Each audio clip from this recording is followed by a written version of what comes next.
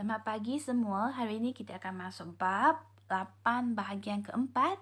Kita akan tengok soalan muka surat 65. Okay, ini hanya satu contoh. Okay, keadaan harian yang mengaplikasikan locus. Okay, kita tengok soalan. Raja di bawah menunjukkan sebuah lebuh raya. Semasa berada di lebuh raya ini, Hamidi akan memandu kenderaannya dengan keadaan beliau sentiasa bergerak. Di sini kita sudah nampak apa yang bergerak. Hamidi sendiri. Jadi Hamidi adalah nama locus. Selang satu lorong dari pembahagi jalan tersebut. Habis dah statement dia. Kita tengok last word daripada statement ini. Pembahagi jalan. Mana pembahagi jalan? Sini. Apa bentuk dia? Satu garis. Jadi kalau satu garis, apakah locus dia? Sepasang garis selari. So, kalau saya nak lukis sepasang garis selari, saya kena cari jarak daripada pembahagi jalan tersebut. Ada di sini. Selang satu lorong. Jadi, ini adalah pembahagi jalan selang satu lorong. Itulah locus Hamidi. Kata lain, dia adalah berada di lorong mulai lorong kedua.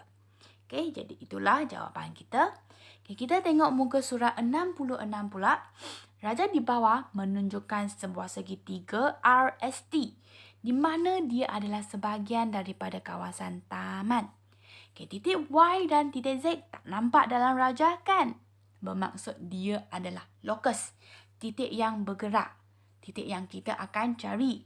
Di mana dia mewakili perjalanan basikal Y dan Z. Rupanya ada dua basikal yang bergerak di atas taman. Okay, Raja lukiskan A.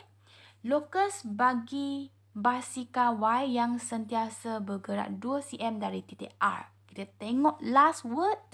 Titik R. Satu titik. Maksudnya kita akan lukis bulatan di mana titik ini sendiri adalah pusat. So, bila kita nak lukis bulatan, kita kena cari jejari. Okey, jadi sebelum kita lukis, kita kena cari lagi nama locus. Tengok di depan. Nama dia Y.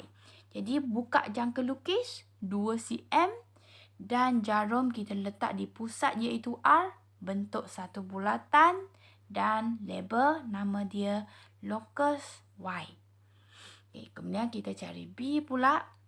Locus bagi basikal Z yang sentiasa bergerak sama jarak dari garis lurus RS dan RT. Kita tengok keadaan dia. RS dan RT bersilang sebab bertemu pada R. Jadi kalau bersilang, kita akan lukis pembahagi dua sama sudut. Iaitu dari sudut besar, kita pecahkan dua. Jadi sudut besar tadi sudah diwakili oleh sebahagian daripada locus Y. Supaya kita dapat dua titik ini.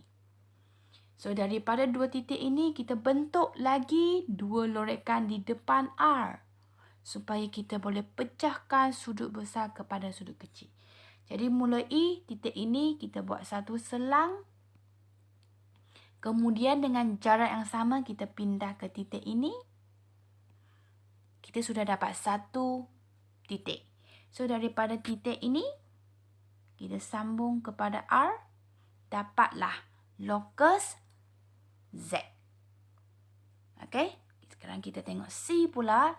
Daripada dua locus ini, tanda persilangan. Laluan basikal Y dengan Z dengan simbol cross bulat. So, kita akan cari pertindihan merah dengan oranye lah di sini.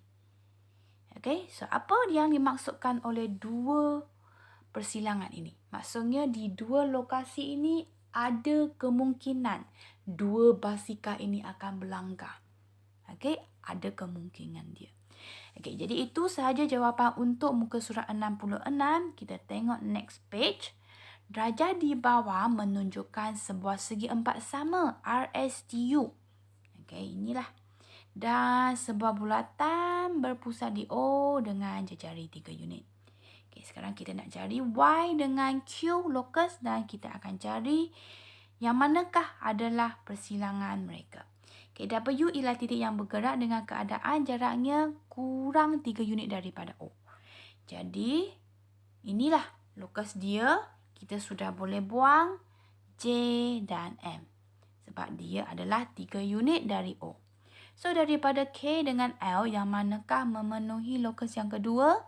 Q ialah titik yang bergerak dengan keadaan QS dan QU.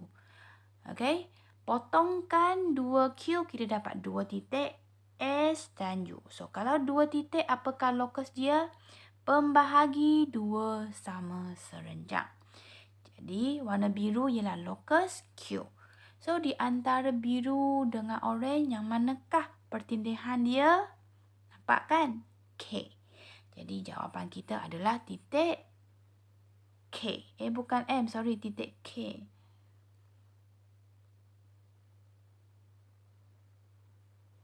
Okey, kita teruskan.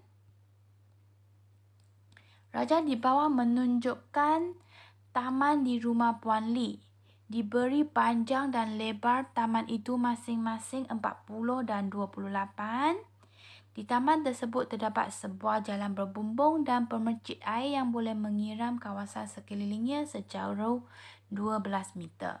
Puan Lee berhasrat menanam pokok bunga tersebut dengan syarat melebihi 6 meter dari sisi jalan berbumbung dan masih mendapat air percik. Okey, pemercik air itu sendiri mewakili satu titik. Jadi di situ kita boleh bentuk satu bulatan. Kita tengok dulu keadaan taman dia. Ini jalan berbumbung, ini pemercik air. Jadi pemercik air itu, okey, apakah jarak dia daripada pusat bulatan? Okey, 12 meter.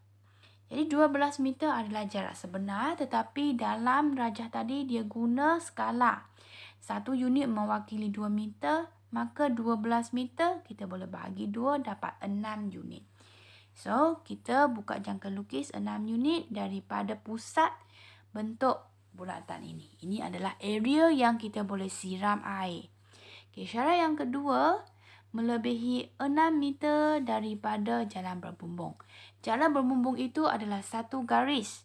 Jadi, kita akan bina sepasang garis selari dengan syarat 6 meter daripada satu garis itu. Jadi, 6 meter dalam grid ialah 3 unit.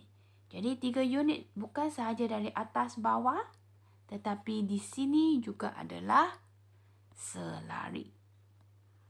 Jadi kita sudah nampak kawasan ini adalah dikecualikan untuk menanam. Jadi tinggal sahaja kawasan sini. Okey, jadi kawasan yang kita boleh adalah yang saya highlightkan warna kuning lah. Okey, jadi you boleh lorotkan dan tulis kawasan yang boleh menanam pokok bunga.